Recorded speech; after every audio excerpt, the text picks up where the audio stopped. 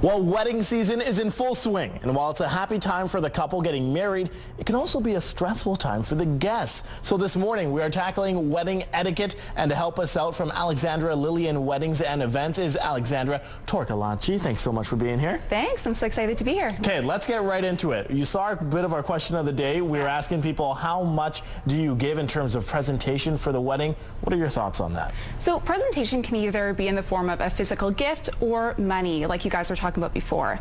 So typically, most people go about it thinking about like what the cost of them being there is for the couple.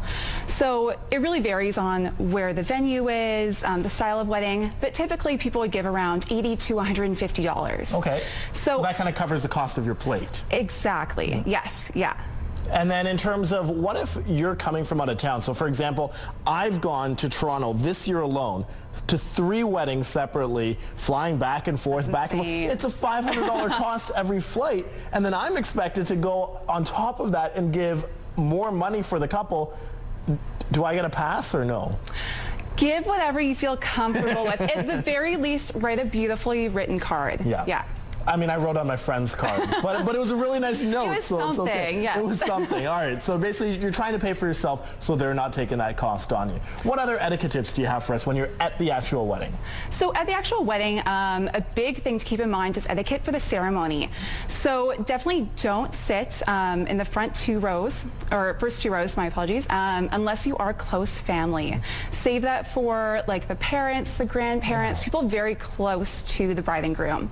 As well as make sure your phone's turned off. You don't want your phone ringing in the middle of the ceremony. Yeah, you don't want to be that person. As well as please don't take pictures during the ceremony either. Oh, really? Exactly. So couples pay a lot of money for their photographer and videographer, and it'd be horrible to have you holding your phone in the background of pictures, right? I see that a lot, especially now in the day of social media. I mean, people 100%. want to get their photo on their phone, and they don't think about the professional photographers in the final product. Totally. And the professionals always do the best job, so leave it to them. Absolutely. Okay, what about attire?